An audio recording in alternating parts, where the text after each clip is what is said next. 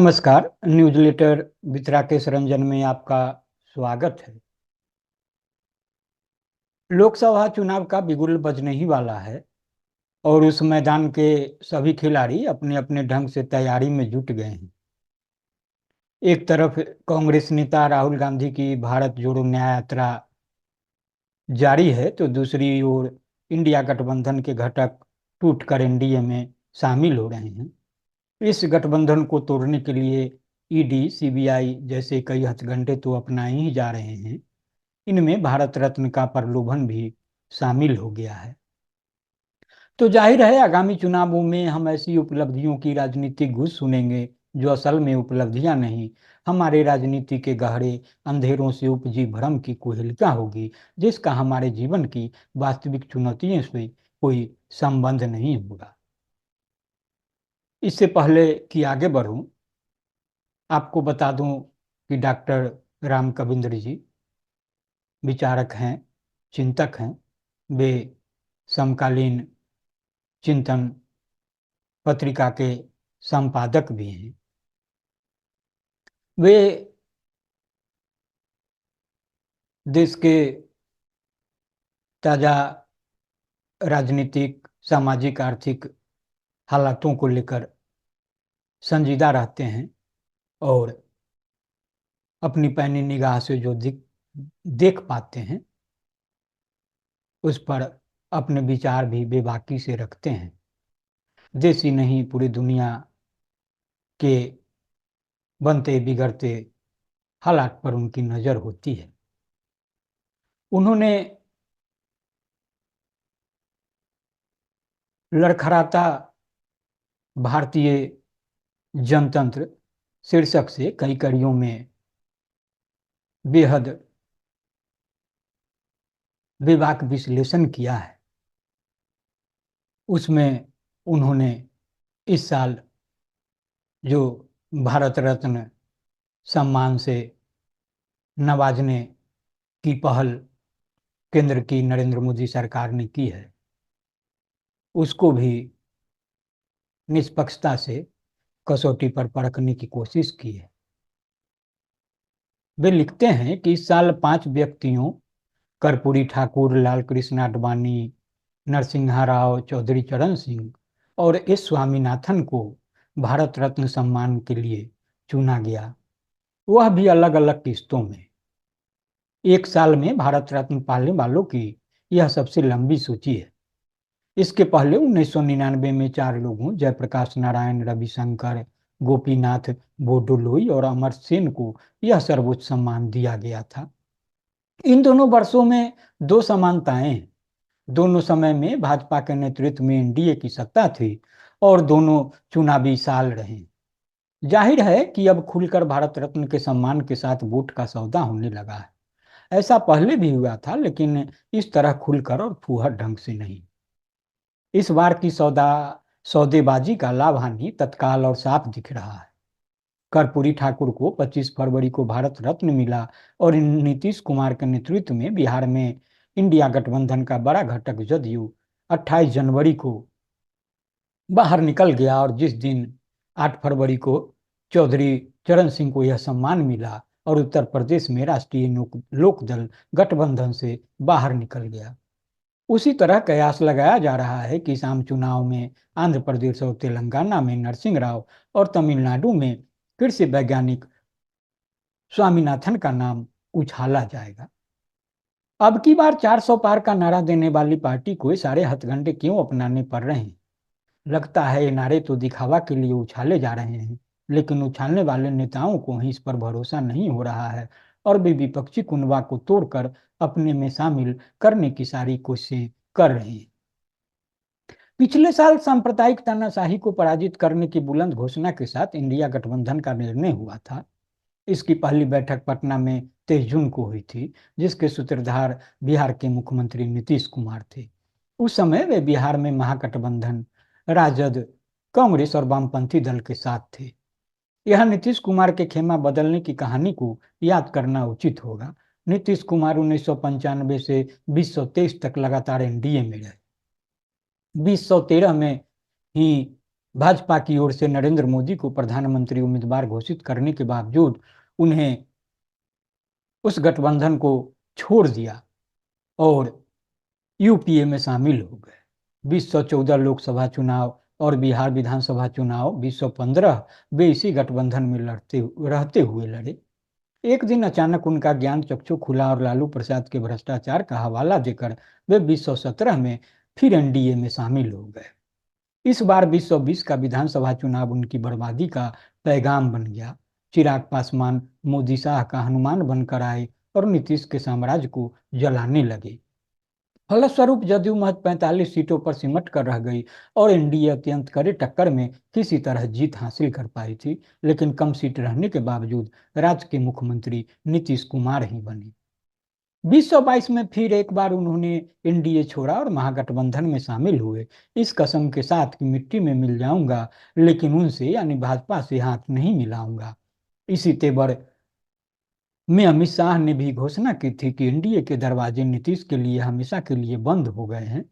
बिहार में राजद और भाजपा का शक्ति संतुलन कुछ ऐसा बना रहा कि हर बार खेमा बदलने के बावजूद मुख्यमंत्री नीतीश ही रहे। इस बार अचानक और अकारण इंडिया गठबंधन छोड़कर 28 जनवरी को वे फिर एनडीए में शामिल हो गए हैं। इस हनुमान को दिया उनकी घर वापसी की पृष्ठभूमि 25 जनवरी को कर्पूरी ठाकुर को भारत रत्न से सम्मानित होने के साथ बन गई थी। तो दूसरी कड़ी में डॉक्टर राम कविंद्र लिखते हैं कि इस साल पूंजीवादी राजनीति की जिन 5 हस्तियों को भारत रत्न से नवाजा गया है उनमें से 3 चरण सिंह, स्वामीनाथन और कर्पूरी ठाकुर का संबंध प्रत्यक्ष या परोक्ष रूप से किसानों के साथ है। चौधरी चरण सिंह किसान नेता वस्तुतः कुलक नेता के रूप में याद किए जाते हैं। वहीं कृषि वैज्ञानिक एस स्वामीनाथन हरित क्रांति के जनक के रूप में। दिल्ली में चरण सिंह के स्मारक को तो किसान घाट के नाम से जाना ही जाता है। कर्पूरी ठाकुर प्रत्यक्ष रूप से कृषि सुधार के लिए तो विख्यात नहीं है, लेकिन उत्पीड़ित जातियों के पक्ष में आरक्षण और शिक्षा में सुधार लाकर परोक्ष रूप से बिहार के छोटे और मझोले किसानों और खेत मजदूरों के जीवन को उन्होंने गहरे ढंग से प्रभावित किया था। यहाँ हम पहले की दोनों हस्तियों की चर्चा करेंगे। यह कोई संजोग नहीं है कि जिस समय चरण सिंह और स्वामीनाथन को भारत रत्न दिया जा रहा है उसी समय किसानों की अपनी वर्षों की लंबित मांगों के लिए बार बार दिल्ली कूच करना पड़ रहा है और मोदी सरकार उन्हें रोकने के लिए अवरोध खड़ी कर रही है और सड़कों पर लोहे की कीलें ठुकवा रही है। यह नया कदम नहीं है। कोरोना महामारी के दौर में किसान विरोधी 3 कृषि कानून बनाए गए थे, जिनके खिलाफ दिल्ली बॉर्डर पर किसानों का 13 महीने का घेरा डालो डेरा डालो आंदोलन चला था, जिसमें किसान संगठनों को महत्वपूर्ण सफलता भी मिली थी। उस समय भी किसान संगठनों ने ऐसे अवरोधों का सामना किया था। जैसा कि इतिहास में बार बार होता आया है, खोटे लोगों द्वारा एक बार फिर ठग लिए गए। आंदोलन खत्म होते ही सरकार अपने एक एक वादों से मुकरती चली गई और किसान एक बार फिर दिल्ली कूच की घोषणा करने को मजबूर हो गए। केंद्रीय मंत्रियों के साथ किसान संगठनों की वार्ता से दिल्ली कूच का भविष्य तय होना है, लेकिन लगता नहीं है कि कुछ रास्ता निकल पा रहा। 3 कृषि कानूनों को पास करवाने के लिए मोदी सरकार ने जिस तरह संसदीय परंपराओं को रौंद डाला था उसका नमूना राज्यसभा में देखा गया था, जब अध्यक्ष के आसन पर बैठे उपसभापति हरिवंश ने विपक्षी सदस्यों की बहस की मांग की अनदेखी कर उस बिल को पारित घोषित कर दिया था। यह है सर्वोच्च प्रतिनिधि संस्था में जनतंत्र का नमूना। वैसे भी हमारे देश में के जनप्रतिनिधि किसी मालिक के बारे में वन जानवर जैसे ही होते हैं, जिन्हें पार्टी व्हीप के कोड़े से हाँक दिया जाता है और उनके विवेक की हत्या कर दी जाती है। चर्चा है कि इस बार किसानों को रोकने के लिए सरकार ने एक नया कदम उठाया है।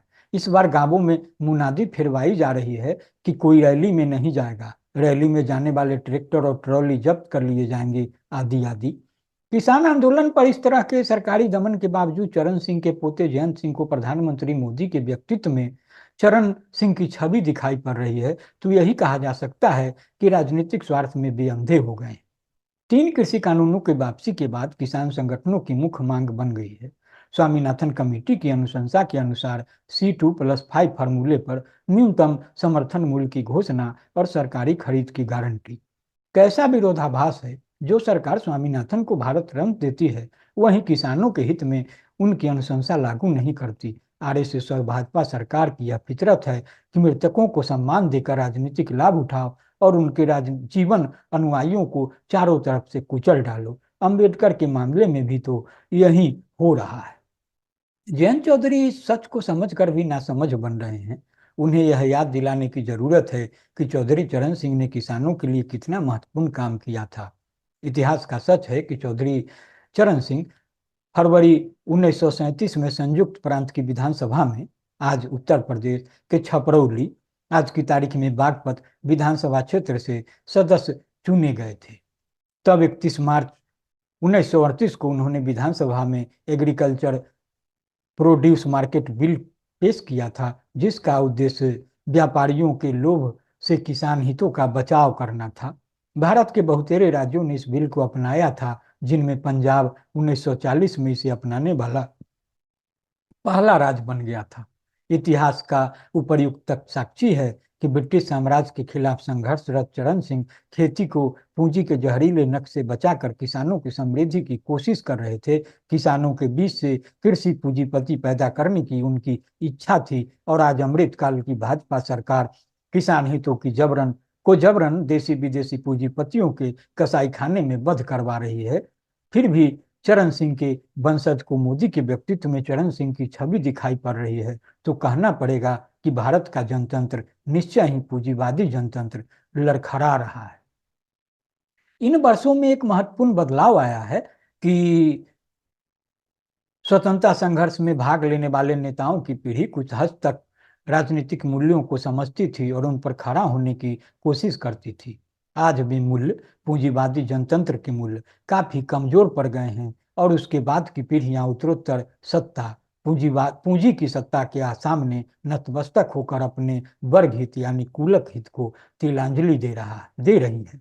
जयंत चौधरी इसी मानसिकता का शिकार होकर मोदी के व्यक्तित्व में चरण सिंह की छवि देखने लगे हैं। चरण सिंह व्यापारियों के लोभ से किसानों को बचाना चाहते थे और उनके वंशज जयंत कुर्सी के लोभ में उनके हितों का सौदा कर रहे हैं। तो आप इसे संजीदगी से सुने और गुने,